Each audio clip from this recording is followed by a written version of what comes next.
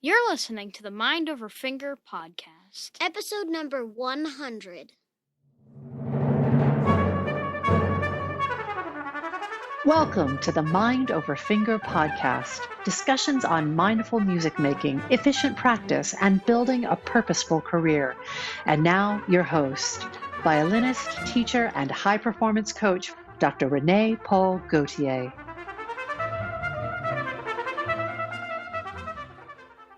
Hi, everyone. I hope you're doing amazingly well today.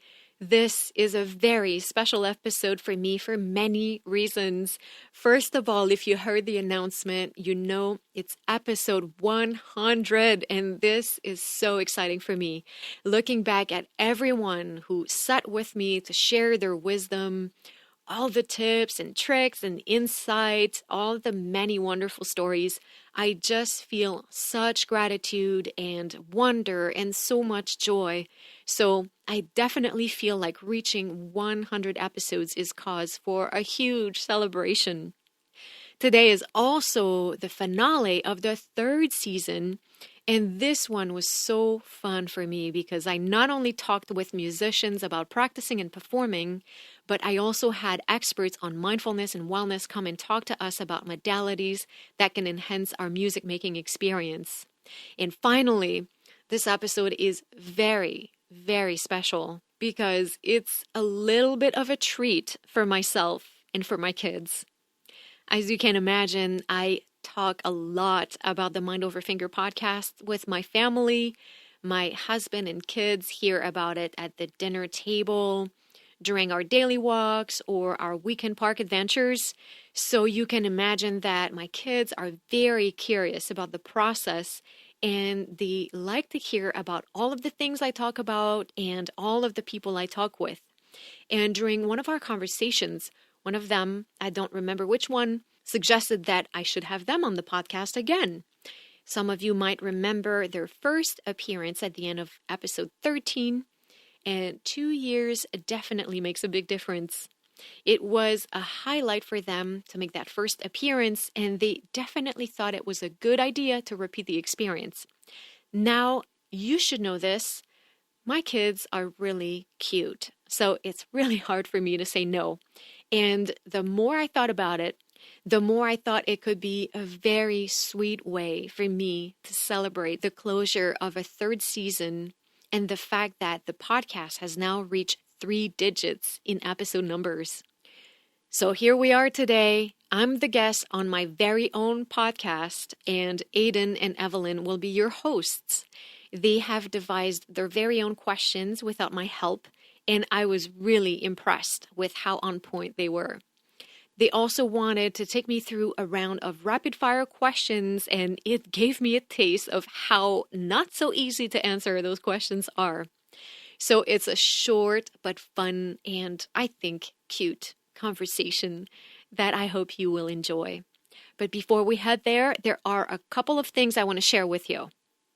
It's the end of season 3, but there are some really fun special episodes ahead. All throughout the summer, I'll be having live Q&A sessions in the Mind Over Finger Tribe Facebook group with fantastic guests, and those conversations will be released on YouTube and as podcast episodes throughout the summer.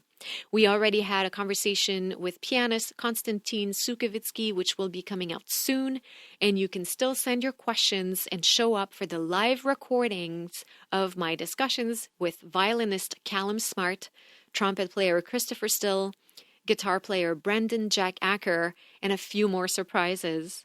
Those conversations are going to happen the first Thursday of every month in the Mind Over Finger Tribe Facebook group, so join us there throughout the summer. Also, I want to remind you that the doors for the Music Mastery Experience, my highly personalized group coaching program, are open for enrollment. This program is for you if you're a musician looking to reach a level of mindful practice that will shift your relationship with practicing, performing, and creating career opportunities. If you want to walk in the practice room without ever experiencing hesitation and doubt, if you want to feel empowered as you practice, if you want more results and you want to perform optimally time after time, you have to join the Music Mastery Experience. The program starts June 1st, and it's going to give you all the tools you need to unleash all of your potential. I designed this program to be the solution to your problems and to be the catalyst for incredible things in your life. You're going to practice effectively and enjoy it. You're going to feel empowered and free in performance, and you're going to have the tools to create the musical life you want. All of the details of the program are at mindoverfinger.com/mme. So head there, take a look, and book your free conversation today because the program is already filling up. Let's talk about your dreams, your goals, what's getting in the way, and how we're going to remove all of the obstacles between you and where you want to be. You'll see massive changes from the start, and you won't believe what you're able to accomplish by the end of the program. So go to mindoverfinger.com/mme, book your call, and let's get you started. I like to keep the group very small, and there are a limited number of spots, so let's talk and make sure there's one for you. And of course, all of those links are going to be in the show notes for you. And now, I hope you enjoy my conversation with my beloved children, young pianists Aiden and Evelyn. Let's go to the show.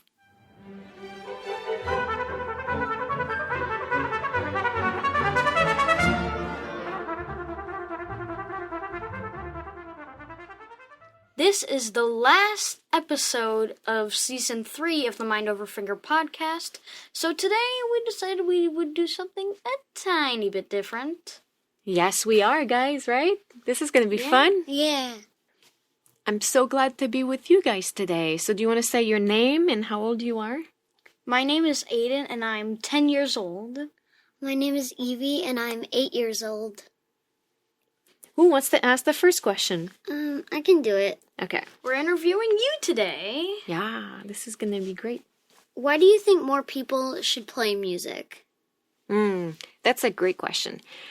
I think everybody should play music. First of all, it's a lot of fun and it allows us to express ourselves. It's a really great way to relax, but also I think that for children, it's a really great way to develop all sorts of new skills, motor skills for sure, but also problem solving. And for everyone, I feel like music is a great way to grow as a person. What do you think is the most important thing you need to know while playing music? Another great question, Evie. What is the most important thing you need to know while playing music? First of all, I think someone needs to know that it's important to remember why we play it, why we love it, why it's fun, and that we want to keep it fun. Now, when you're practicing, I think that we want to stay present. We want to know what we're trying to accomplish and have a goal and some good strategy to solve our problems, but at the same time have a lot of self-compassion and self-respect. So we have a really great mindset while we play. Now, while you perform, what you want to remember is that you want to just relax in the performance, not think about the things you have to do or the mistakes or the expectations of people that are listening to you. You just want to play and enjoy yourself. Why do you think mindfulness is important while practicing music? Mindfulness is important because it's how you listen to yourself, how you perceive your movements, your physical sensation, and it also has to do with your awareness of the problems, how to solve them, and all of your critical thinking. So, because music is also a physical activity, right? When we play the instrument, we're moving. If we are not present, we can develop a lot of bad habits. So the more present we are, the more progress we get. Okay, the first question I want to ask is, how early did you dedicate yourself to practicing music?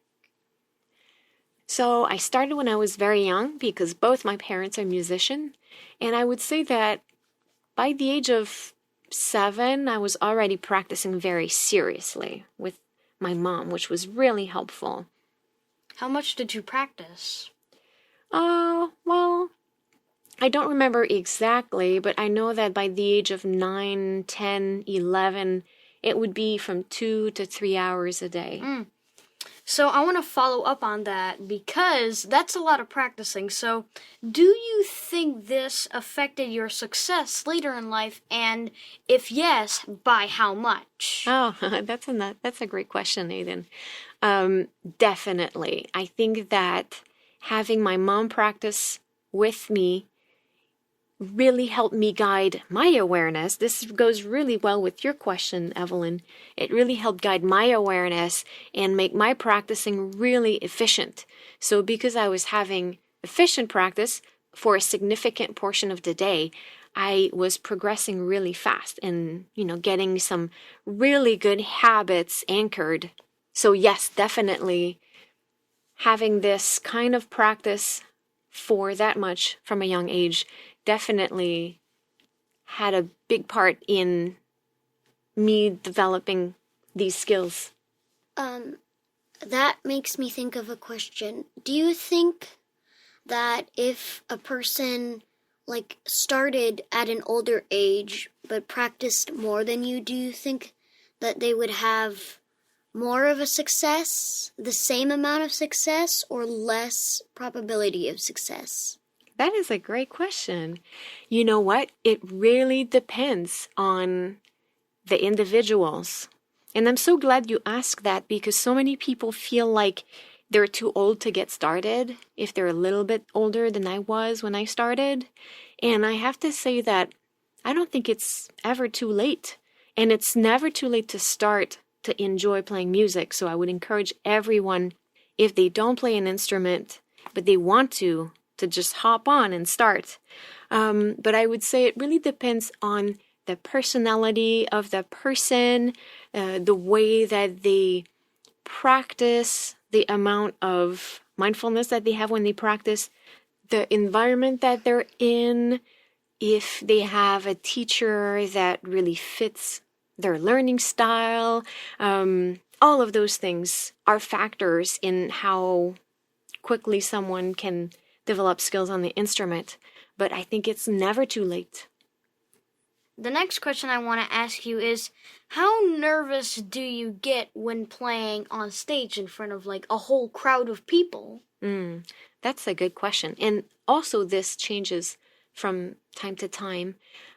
Sometimes I get not very nervous, and other times I get really nervous. So that's why it's really interesting for me to understand my thoughts and understand what I can do when I prepare to minimize the nervousness and the stress. So that's why I spent so much time researching how to prepare better and how to understand my thoughts and how to develop mental strength so that I can be as comfortable and free as possible on stage. Great. What would you advise people that do get nervous on stage and how to calm down when they're feeling that pressure? How to cope with that? You guys really are my children. That's a great question, Evie. So I would say really good preparation is important, to plan ahead of time, to be very mindful. Of course, they can work with me and I'll teach them all of those things, right? To get used to performing a lot so they can perform for their friends and their family or some colleagues, and learn some mind management tools like visualization and meditation, all of these things. That was a really great question, Evie. Thank you. How about a round of rapid fire question? What is a habit that you have and that you think contributed to your success? I think it was consistency. At first, it was consistency that my mom established for me, and I think I just continued to have that. So I like to plan for things, and I like to create incentives for me to keep showing up, and I just go in and I do the work. So I think consistency. All right. What doubts or resistance have you had to face on your journey to success? Yes, lots of doubts and lots of resistance. And that's what I want people to know, is that everybody will be facing doubts and resistance. And that's the most amazing part of the growth. So I would say, what doubts, if I'm to be specific here, I think there's always the doubt of not being good enough, of failing, of people not liking your playing, And so I think that we all need to remember what our purpose is, why we do this, why we love it, and we just have to keep showing up, keep the consistency going, and just accept the doubts and the resistance as part of the journey, as part of the learning process. What skills do you think young musicians studying today should acquire in addition to learning to play their instruments? That's a hard one to answer, because after 98 episodes, and my other guests had so many wonderful answers, that I'm having a hard time thinking of one that is different. And I don't know if this one was said, but I think that developing the ability to play another instrument is really helpful. It's something that's going to complement the playing of your main instrument. It's going to help you understand other aspects of music making. Maybe you'll be reading a different key, or maybe you're going to learn about phrasing a different way. So I would say learning a different instrument. Is there a performance that has stayed with you throughout the years, and why? Absolutely. There's many, of course, but I will forever remember a tour that I did with a youth orchestra when I was a teenager, and we were playing Firebird by Stravinsky in a church. And there's a space between two movements where one of the movement ends very soft, and the next one starts with this huge chord that's really loud. Everyone in the orchestra plays it. And it was so loud, and it took everybody by surprise. Not just the audience, but even some people in the orchestra. We kind of jumped because we were so surprised. And in that moment, I really knew that that's what I wanted to do for a living. So it was just so cool to be surrounded by this sound. And, we were smiling at each other and just having such a great time. And it's kind of during that concert that I was thinking, this is so cool. That's what I need to do for the rest of my life. Do you have a favorite tool in the practice room? I have several, but definitely the metronome. I love the metronome. You guys know that, right? Yeah. Yes. and you know just as well that I don't like it. It's okay. It's pretty cool how it can completely control your rhythm. Yeah, absolutely. So I really like the metronome. I like my phone so I can record myself, but I feel like the metronome helps us. We can use it so many ways, and, maybe the two of you don't know that, but the people listening should know that I do have a metronome guide that they can download on my website at mindoverfinger.com, and you can use a metronome to learn quickly and learn so deeply in a beautifully organized way, and very creative as well. Very creative. And also I feel like, I think it was Leila Yusufovich who said that in her first episode on the podcast, which was episode 82, I think. And she was talking about how the metronome is a wonderful straitjacket, but when you escape it, it feels so free. And I think that it's true, because the metronome kind of forces you to keep a very strict pace. But when you are developing this inner strong pace, and you can turn off the metronome and have a beautiful organic rubato while keeping a strong inner beat and an inner pulse, then your playing is so beautiful. So I would say the metronome. How do you maintain peak form while juggling family life, a busy schedule, and a large list of repertoire? Yeah, well, these days I have a less large list of repertoire because of COVID. But in the non-COVID time, I would say definitely my Google Calendar. So I really plan when I can practice, what I need to practice, and I keep that organized and planned really carefully. So that's how. So I make sure that I have time to practice what's needed, and also time to practice my technique and really make sure that I maintain my skills by keeping time for scales and etudes and drills. So I would say scheduling. All right, Mama, in conclusion, what's a quick, actionable tip listeners can implement today in their musical lives? Okay, it's very difficult to choose because there are so many wonderful little things that could make practicing so much more efficient and more fun.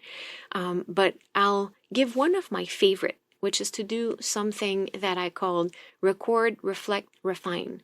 And that's a term I borrowed from someone. So you take a passage, only a few measures, something very short. You record it as if you were performing it. You listen to it and you try to identify what you like, what you don't like about it, and what's an easy thing that you could fix right away. And then you just play it again, you record it, and then you do the same thing.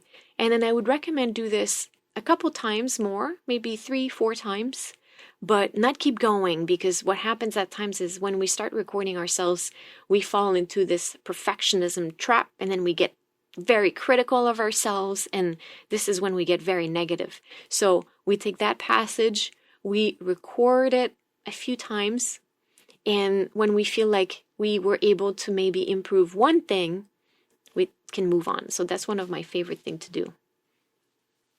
thank you for listening to the last episode of Season 3 of the Mind Over Finger podcast. This was super fun. I was so glad that I could join Mommy and do this fun little thing for the last episode of Season 3. And this is where usually episodes end, and I thank my guests, but I guess today I was the guest, so I'm going to thank my hosts.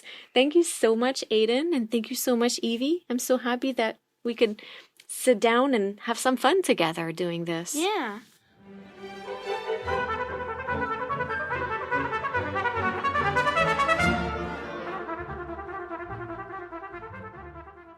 Thank you guys so much for listening. I hope you enjoyed this conversation with Aiden and Evelyn.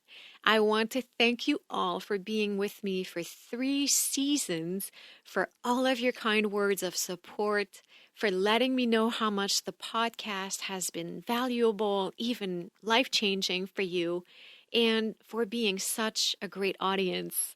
I send you all the best. I'm excited about the tribe sessions this summer, and trust me, I have incredible guests already lined up for you for season 4. So that's it for today. Again, Thank you. And a bientôt!